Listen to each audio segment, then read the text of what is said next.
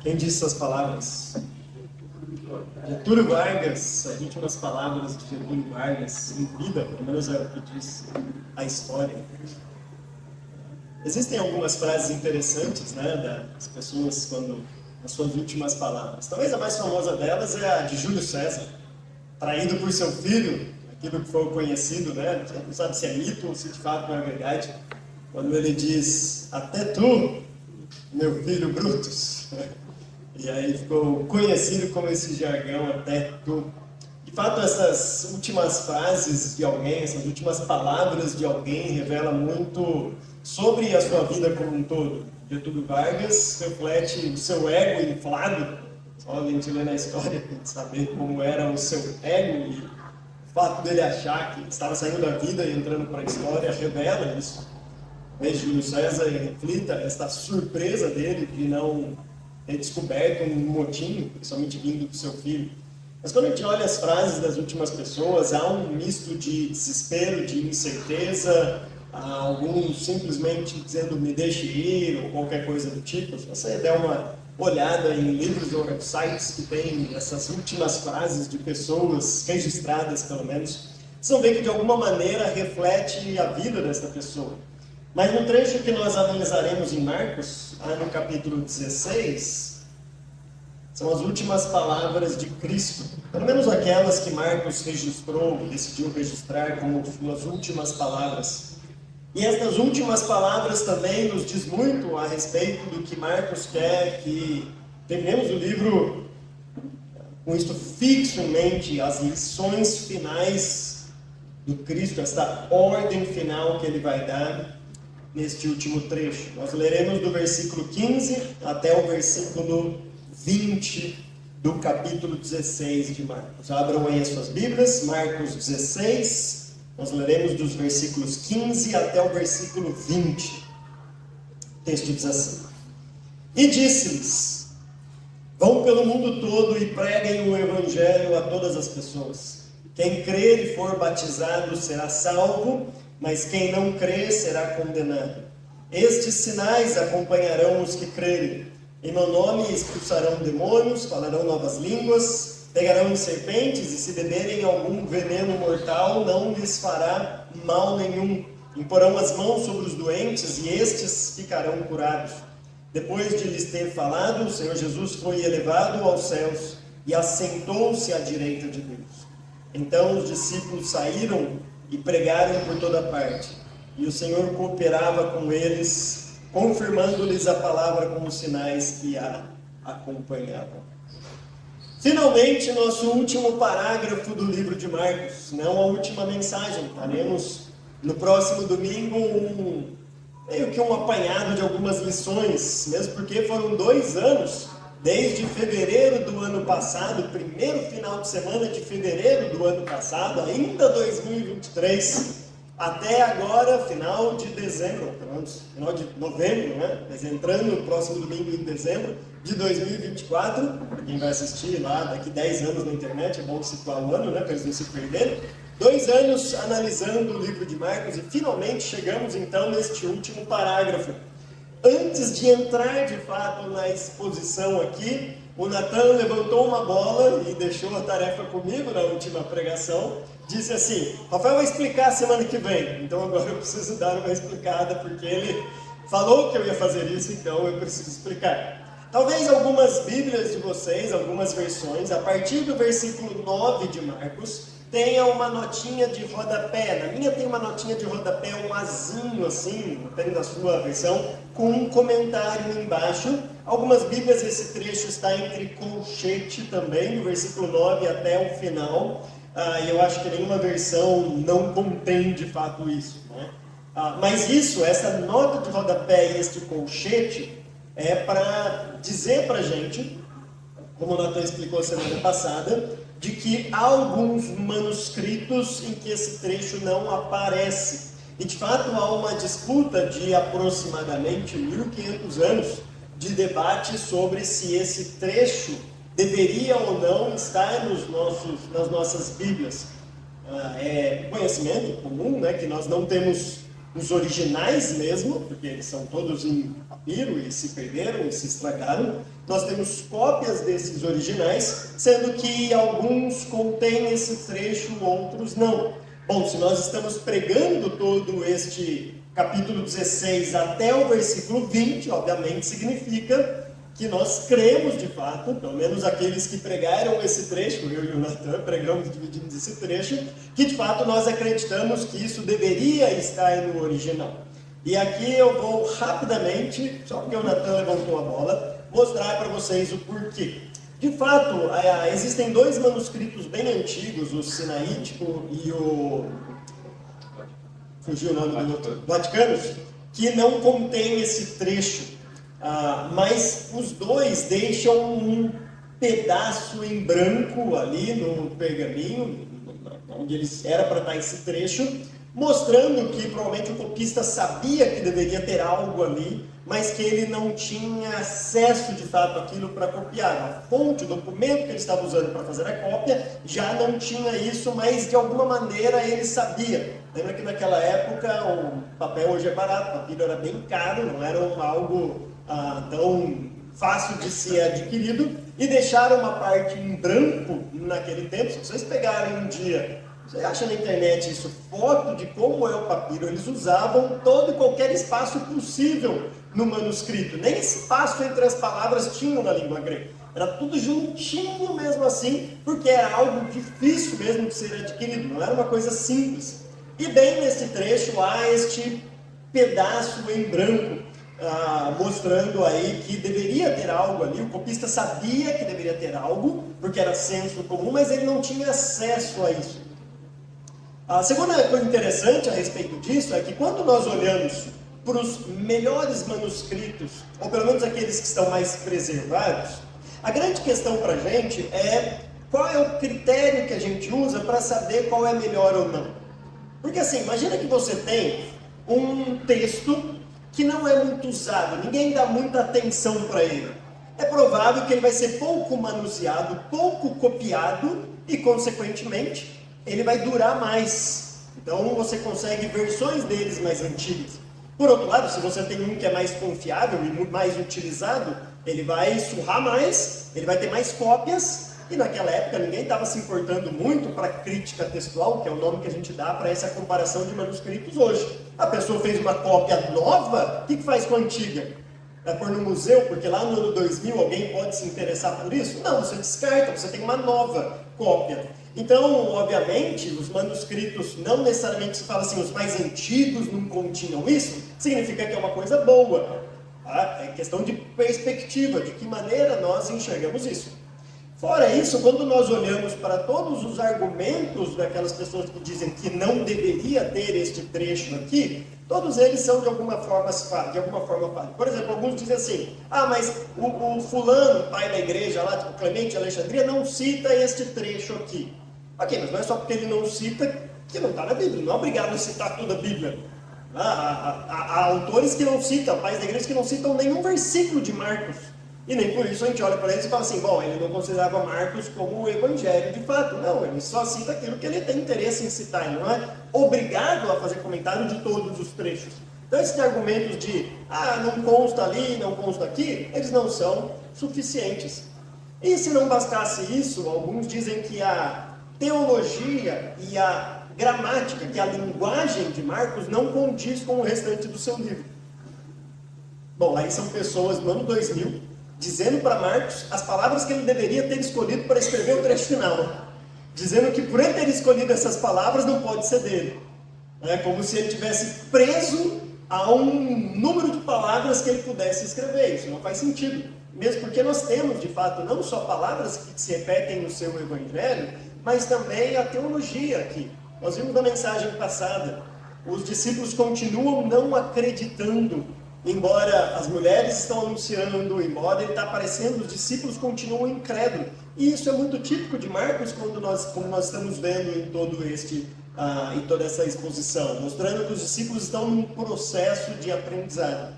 Somando tudo isso e mais um outro argumento que não dá para dar uma aula aqui sobre isso de fato agora, não é o momento, nós acreditamos de fato que esse trecho deveria estar ali Então você pode ler a sua Bíblia tranquilamente até o versículo 20 e crer de fato que isto são ensinamentos verdadeiros, corretos, aquilo que Marcos registrou como escritura. Dito isso, obrigado, Natan, por isso, né? Versículo 15, então, da nossa exposição, inicia com esta palavra de Jesus. Veja que Marcos faz questão de iniciar este último parágrafo com esta expressão: e disse-lhes Jesus. Ou seja, a última aparição de Cristo aqui para Marcos é uma ordem. São imperativos que ele vai dar aqui. O que é muito interessante, porque Marcos está mostrando para a gente, desde o seu início, que Jesus sim de fato é um servo sofredor, mas não é alguém que vem servir e vem sofrer à toa. É alguém que ao fazer isso está reivindicando a sua autoridade como rei. Nós vimos isso durante a nossa série. E isso é sugestivo quando Marcos termina com estes imperativos, essas ordens. Marcos está encerrando o seu livro dizendo para a gente aquilo que Mateus vai dizer também no seu livro com outras palavras. Lá Mateus diz, que Jesus falou assim: toda autoridade me foi dada. Aqui Marcos deixa isso claro quando ele termina o seu livro dando ordens, dando comandos para os seus discípulos, e que nós vamos ver que finalmente os discípulos obedecem, né? Finalmente no Evangelho de Marcos eles estão obedecendo. E qual é esta ordem? O que ele diz então no versículo 15? A ordem vai do 15 até o 18, são essas palavras finais de Cristo, e do 19 é depois de lhe ter falado. Então é a fala e depois de ter falado, e veja que esta fala é um marcador literário de Marcos. É o que ele falou e depois de ele ter falado. Ou seja, a fala, esta ordem, este comando é o grande centro aqui do nosso texto. A ordem está expressa no versículo 15 ainda, quando ele diz: vão pelo mundo todo e preguem o Evangelho a todas as pessoas. Essa é a minha versão, NVI, usando o português mais falado. Talvez na sua esteja o famoso id, né, por todo mundo, e pregar o Evangelho na segunda pessoa a toda a criatura, ou a todas as pessoas. Do mesmo jeito de Mateus, quando Mateus constrói o seu ide e fazer discípulos, aqui também há uma construção interessante na língua grega. Talvez aqueles que já pesquisaram um pouco assim sobre estas coisas, talvez você tenha encontrado um ou outro comentarista dizendo assim: o certo mesmo era traduzir isso de uma maneira assim: indo pregai o Evangelho.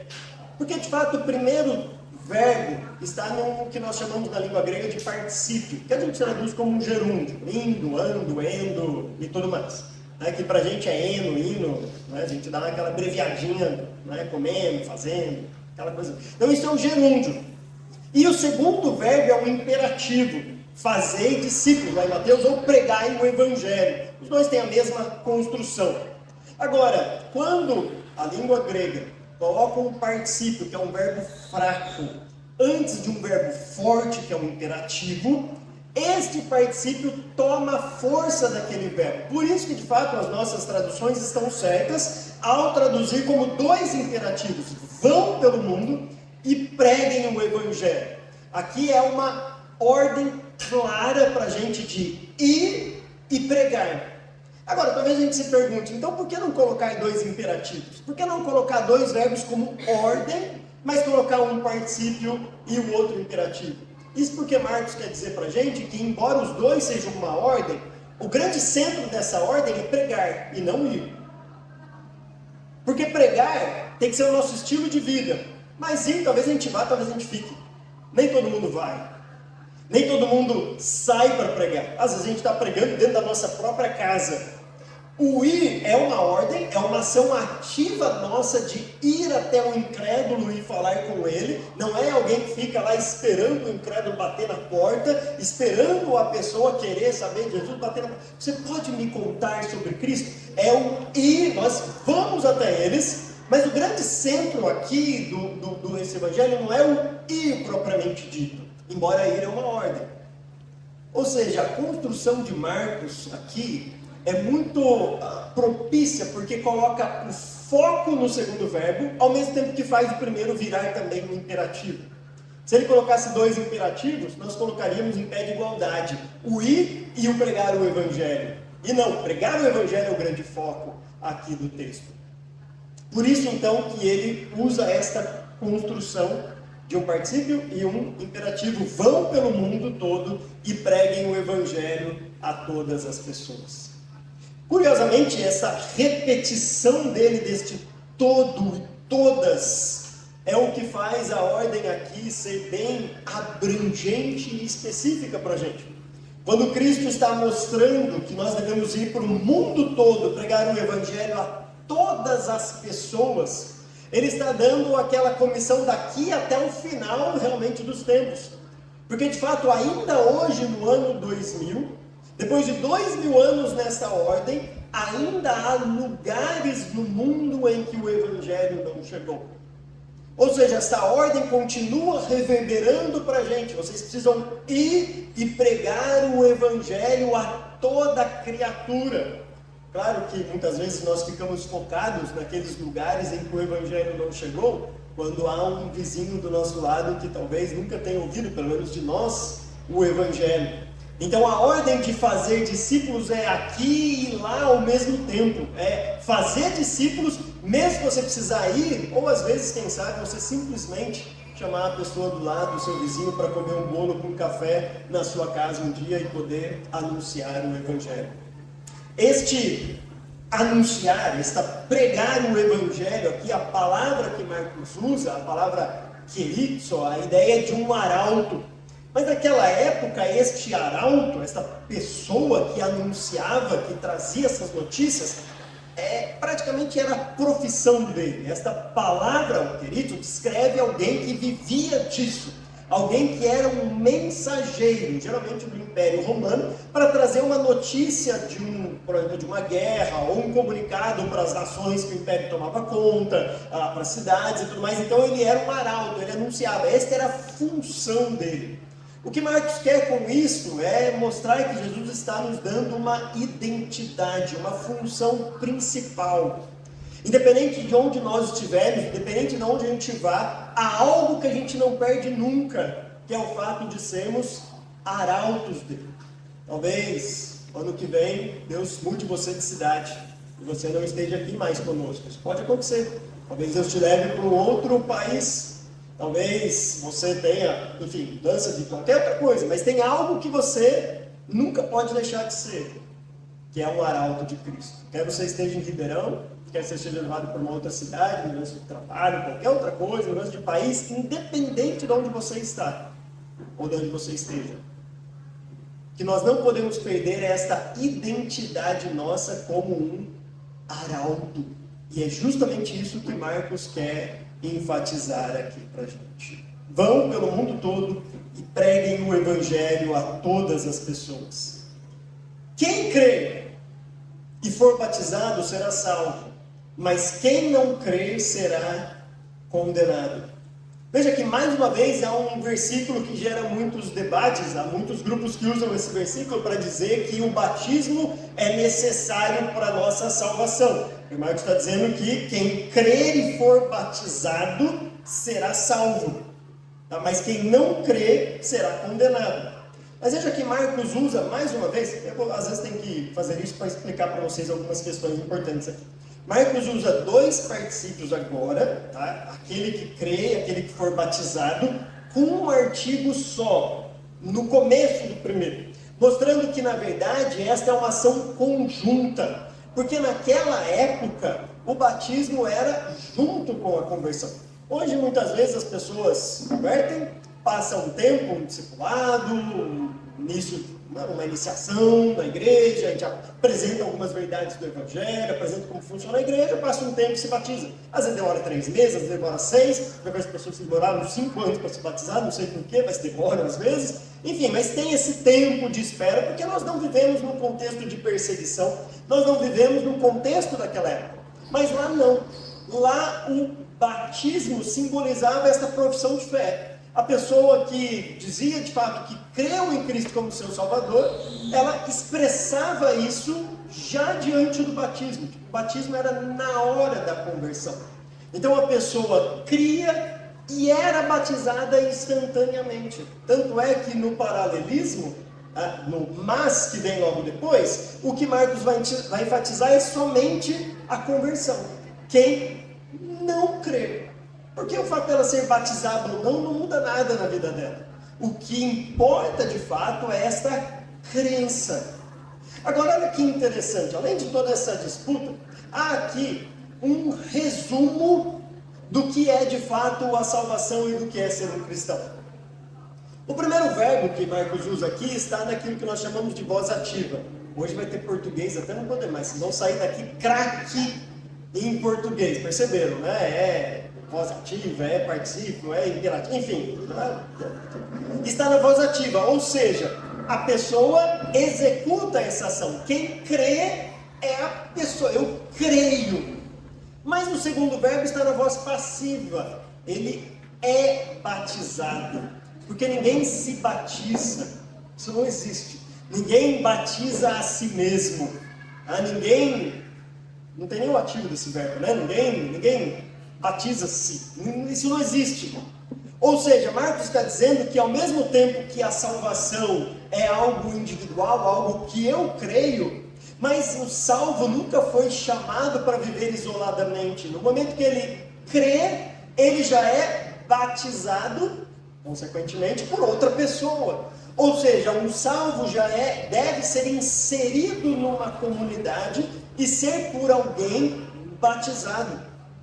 A salvação é individual e ele precisa crer. Ninguém vai crer por ele, ninguém vai crer pela pessoa, ninguém vai crer aquela pessoa. Isso não existe. Ela vai crer de fato na voz ativa, mas é batizada por outra pessoa. Ou seja, a fé é algo individual que eu exerço em Cristo, mas ao mesmo tempo eu devo ser inserido numa comunidade por meio do batismo. E o batismo simboliza de fato esta entrada da pessoa na comunidade. Mas tudo isso só é possível por causa do terceiro verbo, que também está na voz passiva.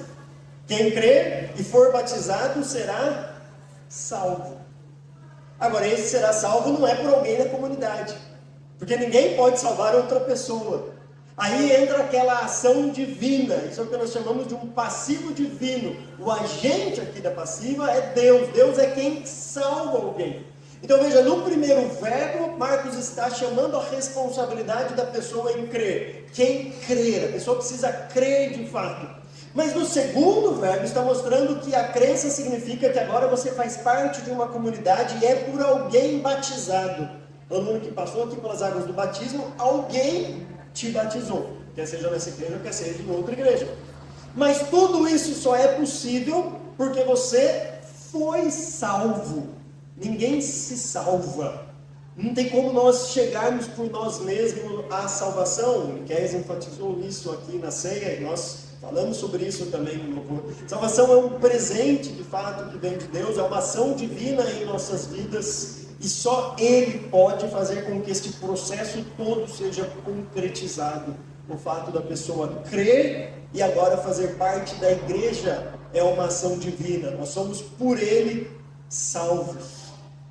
Tudo isso Marcos resume em 3 verbos numa frase tão curta, mas recheada de tanta verdade, de fato, daquilo que nós passamos no processo de salvação. E quem não crê será condenado. Acho interessante como Marcos termina o seu evangelho, faz questão de registrar aqui, não simplesmente aquelas palavras de ânimo, aquelas palavras de vitória, como se Jesus estivesse falando, vai lá agora, vamos mudar o mundo e tudo mais, mas dizendo claramente para a gente que há alguns que não crerão. Isso sempre vai acontecer. Sempre na história haverá aqueles que não creem. A questão é, tomara que não seja você aquele que não crê. Talvez Deus tenha dado a oportunidade de você adentrar aqui numa igreja hoje justamente para ouvir isso. Quem não crer será condenado. Ou seja, significa que a salvação, precisa para a salvação é a crença em Cristo Jesus como seu Salvador, crendo que Ele morreu na cruz para perdoar os nossos pecados. Aí você entra na primeira sentença, crê, é batizado e é salvo por Deus. Mas se não crer, consequentemente não vai ser batizado, porque não faz sentido batizar alguém que não crê, embora isso não vai fazer diferença nenhuma. Porque o fato de não crer já significa que a pessoa será condenada. Ou seja, as palavras de Jesus aqui são bem realistas para a gente, dizendo: a nossa tarefa é ser um arauto, é pregar o Evangelho. Há algumas pessoas que Deus vai agir e vai salvar, há outras que Deus não vai agir e não vai salvar. Alguns vão ser salvos, outros não. Mas isso não nos compete, não é tarefa do arauto ficar responsável por essas coisas. O arauto simplesmente traz a notícia de salvação, traz as boas novas de salvação. A crença e todas essas coisas que envolvem a salvação é entre Deus e a pessoa e não nos cabe como arauto saber. Mas Jesus está mostrando aqui o que vai acontecer de fato, a realidade. E eu sei que muitas vezes esses nãos podem nos desanimar de fato. Mas lembre que sempre Deus manda um ou outro sim. E a gente se regozija, assim como os anjos, quando uma alma chega ao conhecimento da verdade. Bom, diante disso, Cristo agora fala algo que é mais difícil para algumas pessoas entenderem aqui. E talvez esse versículo 17 seja de fato, 17 e 18, né? Seja de fato aquilo que deixa muita gente em dúvida se esse trecho deveria ou não estar aqui e tudo mais. Porque olha só o que diz o versículo 17 e 18. Estes sinais acompanharão os que creem. Em meu nome expulsarão demônios, falarão novas línguas, pegarão em serpentes, e se beberem algum veneno mortal, não lhes fará mal nenhum. Imporão as mãos sobre os doentes, e estes ficarão curados. Já houve alguns movimentos na história da igreja, de grupos e seitas, e geralmente nos Estados Unidos essas coisas acontecem, de pessoas que provocaram essas coisas. Inclusive alguns que levaram e induziram tantos outros a praticar estas coisas, porque se você praticar isso e nada acontecer com você, significa que você é um salvo. Um deles levou à morte de 918 pessoas numa comunidade na Guiana. Pesquisa na internet, você vai achar o nome do movimento e tudo mais, o tal de Jim Jones. Um desses caras que disse que se todo mundo aqui beber veneno e não morrer, porque nós somos salvos. E ele com todos os outros morreram. 918 numa comunidade lá na Guiana. Era nos Estados Unidos, o governo perseguiu eles tiveram que fugir, se refugiaram lá na Guiana. A Guiana deu um espaço ali para eles, para poder fazer uma comunidade. Jonestown, alguma coisa assim, levava o nome dele a comunidade. E aí 918 pessoas morreram, porque quiseram provocar essas situações. Veja, quando nós olhamos para o livro de Atos, interessante, curiosamente, todas essas coisas acontecem no livro de Atos. No livro de Atos, os apóstolos expulsam demônios. No livro de Atos, eles estão curando as pessoas. No livro de Atos, Paulo, uma vez, lembra quando ele está lá na ilha e tudo mais, e pega numa serpente e é picado, todo mundo fala: pronto, tá vendo? Deus livrou ele do naufrágio para matar ele por causa de uma picada, porque Deus está bravo com ele está do lado da fogueira. E as pessoas começam a perceber que nada acontece com ele. E uma serpente pica ele e nada acontece. Mas em nenhum momento Paulo chegou e falou assim: olha, agora é um culto em que todo mundo aqui vai pegar em serpente, vai levar uma picada e a gente vai provar que nós somos salvos de fato. Veja, o que Cristo está dizendo aqui é que estes sinais são manifestações que algumas vezes são necessárias, outras não, que autenticam o próprio Evangelho. E como o Espírito Santo é o responsável por essas coisas, o Espírito sabe quando fazer isso e quando não sabe, e quando não é necessidade. E no próprio livro de Atos nós vemos isso acontecer no próprio ministério de Paulo. O mesmo Paulo que ressuscitou alguém que caiu do terceiro andar quando pregou, e uma pessoa dormiu ali, que caiu e tudo mais, é o mesmo que fala para Timóteo tomar um pouco de vinho por causa da enfermidade no seu estômago. Ele fala: por que Paulo não curou Timóteo? Porque às vezes o Espírito usava ele para curar, às vezes não usava.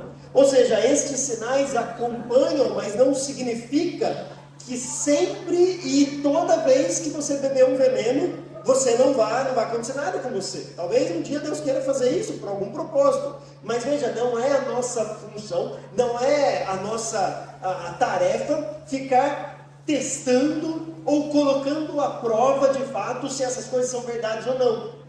Eu imagino que se um dia você tomar veneno, você vai morrer. Eu imagino que se você ficar brincando com um buraco de cobra, você vai ser picado, e dependendo da cobra, pode ser que você morra mesmo também. Eu imagino que essas coisas podem acontecer, mas não é a nossa função ir atrás delas. Jesus está dizendo que estes sinais acompanharão os que creem, quando Deus quiser e quando Deus achar necessário esses sinais acontecerem. E veja, quando nós olhamos para a história da igreja, não é só no livro de Atos que essas coisas acontecem. Essas coisas acontecem em alguns momentos, mas sempre como uma ação sobrenatural de Deus e não como algo que a pessoa fica buscando, fica provocando, fica tomando veneno propositadamente, fica achando que pode curar quem quiser, marcando uma reunião para curar todo mundo, faz aquela fila e eu garanto que eu vou curar. Nunca dessa maneira. Mas sim, Deus pode usar estes sinais e outros como testemunho e impacto da fé. Outro sinal que acompanha a nossa conversão é a própria transformação da vida de um salvo. Quando a gente olha para a vida de Paulo, muito mais do que aquilo que ele realizava, quando Deus queria que ele fizesse essas coisas, não tinha mordido por uma cobra e não morrer, muito mais impactante do que isso é o fato dele ser alguém que perseguia a igreja, que matava cristãos e agora é um salvo e convertido a Cristo. Se você olhar para a carta aos Gálatas, carta aos 2 Coríntios, e essas cartas que ele vai defender o seu apostolado, defender quem ele era, em nenhum momento Paulo vai citar: eu sou aquele que pegou numa cobra, tomei uma picada e não morri. Em nenhum momento ele fala isso. A gente só fica sabendo isso pelo relato de Lucas no livro de Atos. Ou seja, para Paulo isso é irrelevante. Mas ele diz: eu que anteriormente fui um perseguidor insolente, blasfemo, mas que para mim o pior dos pecadores, a graça de Deus se mostrasse maior ainda na minha vida. Eu escrevi isso lá no começo de 1 Timóteo.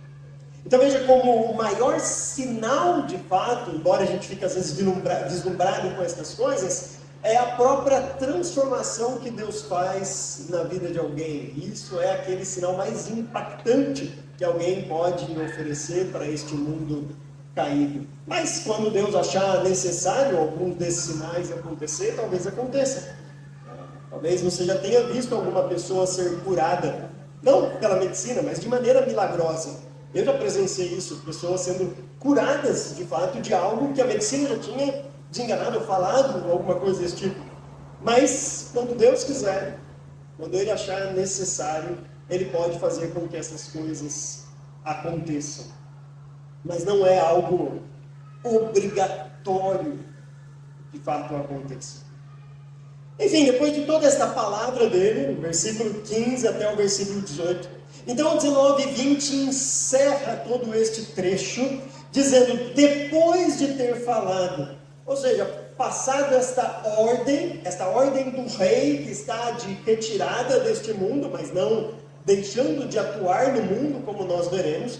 Depois dessa ordem final que o rei dá, de irmos e pregarmos o evangelho, essa nossa responsabilidade de anunciar o evangelho de Cristo. Lembra que Marcos começa com o evangelho, o princípio do evangelho de Jesus Cristo, e agora a nossa tarefa é anunciar este evangelho. Depois dele ter falado todas essas coisas, o Senhor Jesus foi elevado aos céus e assentou-se à direita de Deus. Ou seja, ele conquistou a autoridade. Não como alguém que vem reivindicando a sua autoridade, embora ele pudesse o fazer por ser filho legítimo de Davi e o Messias. Mas no livro de Marcos, como alguém que sofreu, se humilhou, morreu uma morte sacrificial em nosso lugar, mas que agora ressuscita, é assunto aos céus e senta à destra de Deus Pai. Essa expressão, a destra de Deus Pai, essa palavrinha grega para destra, significa autoridade. Não significa que no céu há 3 tronos, como alguns imaginam: Deus Pai, à direita Deus Filho e à esquerda Deus Espírito, mesmo porque Deus Pai e Espírito Santo são espíritos, e espíritos não sentam em nenhum trono. A ideia é dizer que Jesus agora, como ele diz em Mateus, toda autoridade me foi dada. Ele conquista a autoridade, ele se assenta à destra de Deus porque ele tem a autoridade de Deus. Nele reside toda a plenitude da divindade. Ele não é menos Deus do que Deus Pai, não tem menos autoridade. Ele tem toda a autoridade como rei sobre todas as coisas. A Bíblia vai enfatizar isso, este assentar de Deus, em diversos livros. Por exemplo, Paulo escreve lá em Efésios, capítulo 1, no versículo 20, dizendo que o mesmo poder que vai nos ressuscitar dos mortos e fazer assentar nos lugares celestiais, é o poder que atuou em Cristo e o fez assentar neste lugar de autoridade, no trono de Deus. Hebreus também vai enfatizar isso. Deixa eu dar uma lida com vocês nos textos de Hebreus. Primeiro lá no capítulo 1. Abram lá em Hebreus. Olha só o capítulo 1, versículo 3. O Filho é o esplendor da glória de Deus e a expressão exata do seu ser, sustentando todas as coisas por sua palavra poderosa. Depois de ter realizado a purificação dos pecados, ele se assentou à direita da majestade nas alturas. Você dá uma olhadinha no capítulo 8, versículo 1.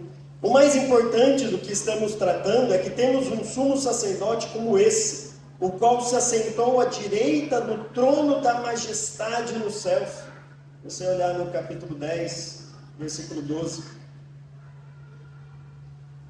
Mas quando este sacerdote acabou de oferecer para sempre um único sacrifício pelos pecados, assentou-se à direita de Deus. E no capítulo 12, versículo 2. Tendo os olhos fitos em Jesus, autor e consumador da nossa fé, ele, pela alegria que lhe fora proposta, suportou a cruz, desprezando a vergonha, e assentou-se à direita do trono de Deus. Agora olha o que diz Apocalipse, capítulo 3.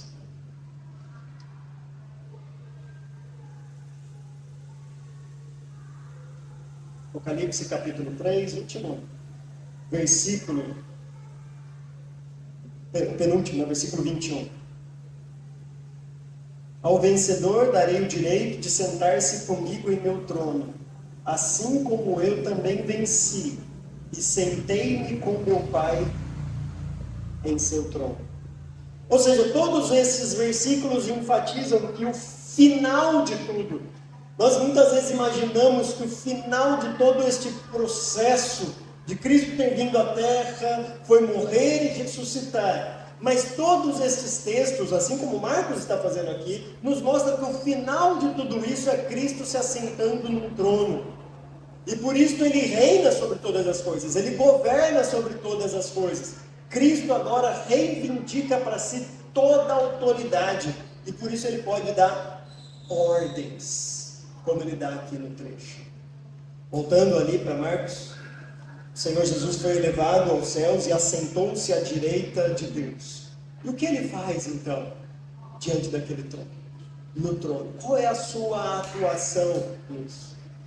O versículo 20 termina o trecho dizendo: então, se eu fosse escrever, eu colocaria enfim, finalmente, depois de 2 anos, os discípulos saíram e pregaram por toda parte. Talvez seja a primeira ordem de Cristo, que há uma obediência clara, imediata e inteira dos discípulos aqui.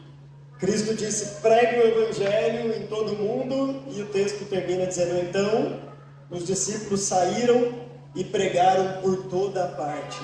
Mas tudo isso porque, versículo continua, o Senhor cooperava com eles, a ideia de trabalhar junto, confirmando-lhes a palavra com os sinais que a acompanhavam.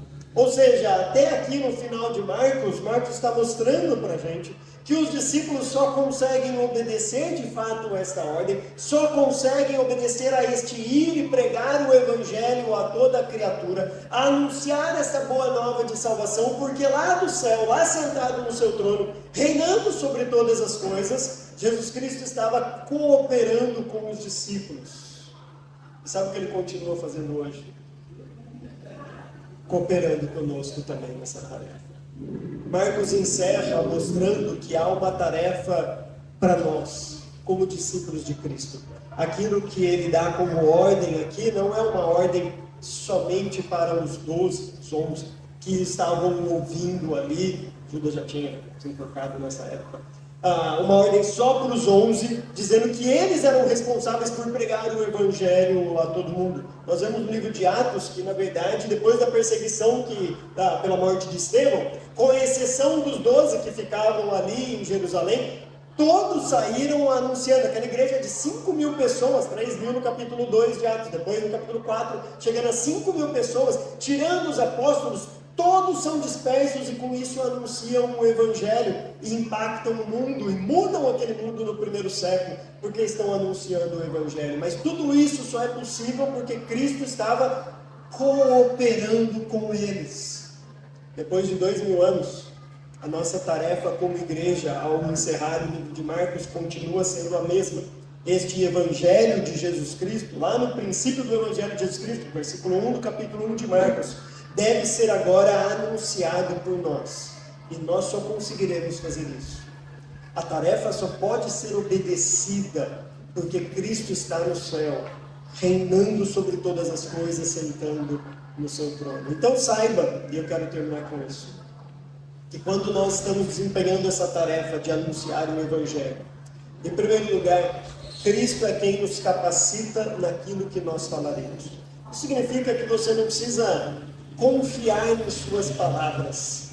Também não significa que você não precisa se preparar e sair falando qualquer coisa, porque nisso você pode estar anunciando algo que não é o evangelho. Garanta que você saiba o evangelho, mas também saiba que não é o nosso modo de falar, não é a nossa eloquência ou os nossos argumentos que de fato vão fazer a mensagem ter algum tipo de sucesso, mas é o fato de que Cristo reina sobre todas as coisas. Se alguém, diante deste anúncio, recusar o evangelho, não ache que foi culpa sua, um fracasso seu. Saiba que a sua tarefa é simplesmente ser um arauto, anunciando a boa nova e o evangelho. O arauto termina, a sua tarefa termina no anúncio e não nos resultados desse anúncio. Mas se Deus te der o privilégio de você participar da expansão do reino dele, e ao anunciar a palavra, presenciar alguém chegando-se a Cristo, assim como aconteceu conosco um dia, saiba que não é mérito nosso também. Tudo isso só é possível porque Cristo reina lá do céu. E Ele está sentado no trono de Deus Pai, governando e controlando todas as coisas.